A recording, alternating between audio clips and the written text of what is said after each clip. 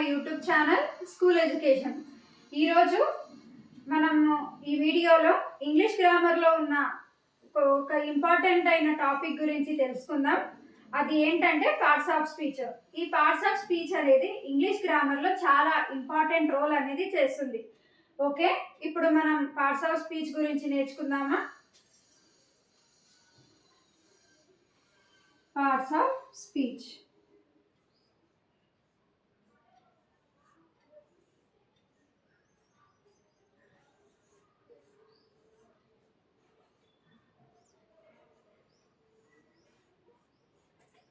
ఈ parts of speech ని తెలుగులో ఏమని అంటారు అంటే భాషా భాగాలు అని అంటారు.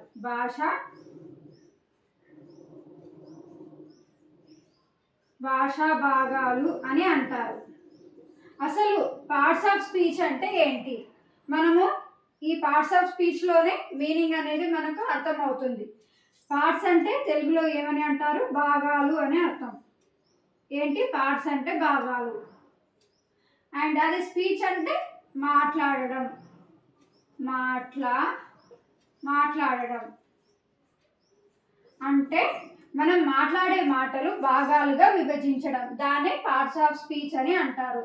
ఎలా వేటి ద్వారా భాగాలు విభజించడం అంటే మనం చేసే పనిని బట్టి కావచ్చు, లేదా గుణం బట్టి లేదా పేరును బట్టి, పేరుకు బదులుగా వచ్చే దాన్ని బట్టి మనం మాట్లాడే మాటలను ఏమంటారు? పార్ట్స్గా డివైడ్ చేయడం జరిగింది. వీటిని ఏమని అంటారు? Parts of sentence, parts of speech అని అంటారు. మీకు ఒక ఎగ్జాంపుల్ ఇస్తే అర్థమవుతుంది. ఫర్ ఎగ్జాంపుల్, ఇప్పుడు నేను ఏం చేస్తున్నాను? మీకు ఇంగ్లీష్ గ్రామర్లో ఉన్న పార్ట్స్ ఆఫ్ స్పీచ్ అనేది మీకు చెప్తున్నాను కదా. అయితే I am teaching.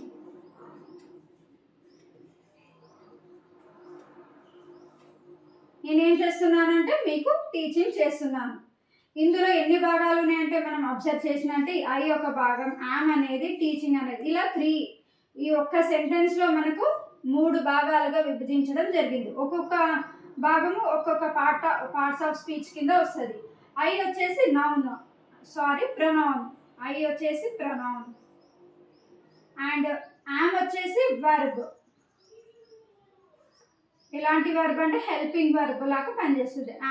And teaching వచ్చేసి వర్బ్. ఇలా ఈ సెంటెన్స్లోనే మనకు ఎన్ని భాగాలు? 3 పార్ట్స్గా డివైడ్ చేయడం జరిగింది.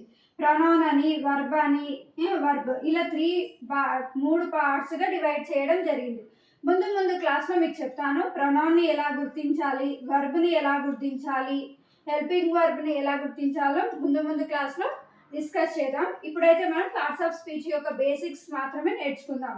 ఇలా మనం మాట్లాడే ప్రతి మాటలో పార్ట్స్ ఆఫ్ స్పీచ్ అనేది దాగి ఉంటుంది.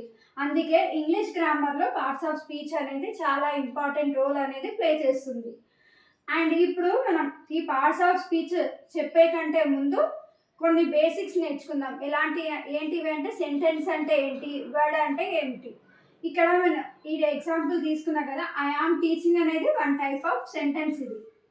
ఇది మొత్తం ఏమవుతుంది? సెంటెన్స్. ఇది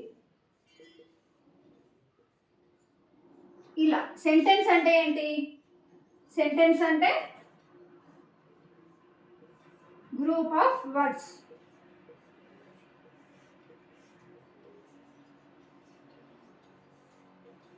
సెంటెన్స్ అంటే ఏంటి? గ్రూప్ ఆఫ్ వర్డ్స్ ని మనం ఏమని అంటారు? సెంటెన్స్ అని అంటారు. ఇందులో ఎన్ని టైప్ ఆఫ్ వర్డ్స్ ఉన్నాయి? ఐ అనేది 1 టైప్ ఆఫ్ వర్డ్, యామ్ అనేది ఒక వర్డ్, టీచింగ్ అనేది ఒక వర్డ్. ఇలా ఒక వర్డ్స్ ని తెలుగులో ఏమని అంటారు అంటే పదాలు అని అంటారు. పదాలు.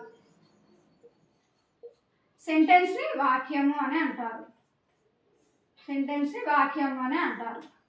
ఇలా కొన్ని పదాల కలయిక వల్ల వచ్చేది ఏంటి అంటే sentence. Group of words together to form the sentence. And next word అంటే ఏమిటి?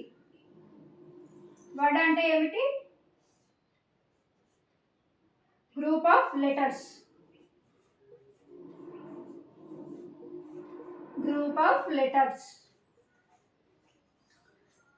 గ్రూప్ ఆఫ్ లెటర్స్ని ఏమని అంటారు తెలుగులో? అక్షరాలు. అక్షరాలు. కొన్ని అక్షరాల కలయిక వల్ల ఏమొస్తుందంటే పదాలు అనేటివి ఏర్పడతాయి. కొన్ని పదాల వల్ల ఏమొస్తుంది? సెంటెన్స్ అనేది వస్తుంది. ఇలా ఒకదానికి ఒకటి లింకప్ అయి ఉంటుంది. ఇప్పుడు సెంటెన్స్కి ఇది ఎగ్జాంపుల్. అదే వర్డ్కి వచ్చేసి ఎగ్జాంపుల్ ఏంటంటే రామ్. ఇది one type of word. Example for words. And word అంటే ఏమని చెప్పుకున్నాం? Group of letters. ఇందులో రామ్ అనే వర్డ్లో ఏమేమి లెటర్స్ ఉన్నాయి? ఆర్, ఏ, ఎం. ఇలా త్రీ లెటర్స్ ఉన్నాయి. ఈ 3 లెటర్స్ కలిపితే రామ్ అనే వర్డ్ వచ్చింది. ఇలా మనకు సెంటెన్స్, వర్డ్, లెటర్స్కి ఉన్న డిఫరెన్స్. పార్ట్స్ ఆఫ్ స్పీచ్ అనేది ఎందుకు ఇంగ్లీష్ గ్రామర్లో మెయిన్ ఇంపార్టెంట్ రోల్ చేస్తుందో తెలుసుకుందాం. మీకు ఇది అర్థం కావాలంటే ఒక చిన్న ఎగ్జాంపుల్ చెప్తాను. మనము ఏదైనా ఒక ఇల్లు కట్టాలి అంటే, ఒక ఇల్లు ఫర్ సపోజ్ ఇది ఇల్లు అనుకోండి, ఒక హౌస్ అనుకోండి.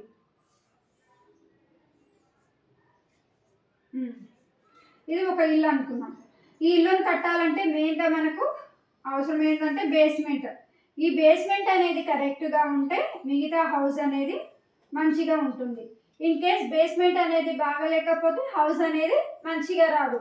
సో ఇంగ్లీష్ గ్రామర్లో కూడా ఇది బేస్మెంట్, హౌస్. సో ఇంగ్లీష్ గ్రామర్లో కూడా బేస్మెంట్, ఈ పార్ట్స్ ఆఫ్ స్పీచ్ అనేది ఎలా పనిచేస్తుంది అంటే బేస్మెంట్ లాగా పనిచేస్తుంది. ఈ పార్ట్స్ ఆఫ్ స్పీచ్ అనేది మనకు ప్రాపర్ ఇన్ఫర్మేషన్ లేదా దీని గురించి తెలియకపోతే మిగతా వచ్చే గ్రామర్ కూడా మనకు అర్థం కాదు. వీటి మీద అవగాహన ఉంటే మిగతా వచ్చే గ్రామర్ కూడా మనకు ఈజీగా అర్థమవుతుంది. సో మనం ఎప్పుడైనా గ్రామర్ నేర్చుకోవాలంటే ముందుగా మనకు పార్ట్స్ ఆఫ్ స్పీచ్ అనే దాని మీద అవగాహన ఉండాలి. ఈ పార్ట్స్ ఆఫ్ స్పీచ్ మీద అవగాహన ఉంటే మిగతా గ్రామర్ కూడా మనకు ఈజీగా వచ్చేస్తుంది. అందుకే మనం పార్ట్స్ ఆఫ్ స్పీచ్ని ఏమని అంటారు అంటే బిల్డింగ్ బ్లాక్స్ అని అంటారు. పార్ట్స్ ఆఫ్ స్పీచ్ని ఏమని అంటారు? బిల్డింగ్ బ్లాక్స్ అని అంటారు. పార్ట్స్ ఆఫ్ స్పీచ్ని ఏమని అంటారు అంటే బిల్డింగ్ బ్లాక్స్ అని అంటారు. ఫర్ ఎగ్జాంపుల్ మనం ఇల్లు కట్టాలంటే ఏమేమి వస్తువులు కావాలి? మెయిన్గా అది సిమెంట్ కావచ్చు, సిమెంట్, బ్రిక్స్, పిల్లర్స్కి రాడ్స్ కావాలి, రాడ్స్, శాండ్, ఎక్సెట్రా. ఇలా ఇవన్నీ ఒక ఇల్లు కట్టాలంటే మనకి ఏమేమి కావాలి? Cement, bricks, rods, sand, etcetera. ఇలా ఇవన్నీ ఉంటేనే మనకు ఇల్లు అనేది తయారవుతుంది. అలాగే మనకు పార్ట్స్ ఆఫ్ స్పీచ్లో ఏమేమి ఉంటాయి? 8 రకాల పార్ట్స్ ఆఫ్ స్పీచ్ అనేటివి డివైడ్ చేయడం జరిగింది. 8 రకాల పార్ట్స్ ఆఫ్ స్పీచ్ అనేది డివైడ్ చేయడం జరిగింది. అంటే ఎలా డివైడ్ చేశారు అంటే మనం చేసే పనిని బట్టి కావచ్చు, లేదా ఒక వస్తువు యొక్క గుణం చూసి కానీ, లేదా మనం పేరుని బట్టి, పేరుకు బదులుగా వచ్చే దాన్ని బట్టి కానీ, మనము చూపించే ఎక్స్ప్రెషన్స్ ద్వారా ఇలా రకరకాల వాటితో పార్ట్స్ ఆఫ్ స్పీచ్ అనేది 8 రకాలుగా విభజించడం జరిగింది. ఇప్పుడు ఆ 8 రకాలు ఏమిటో తెలుసుకుందామా?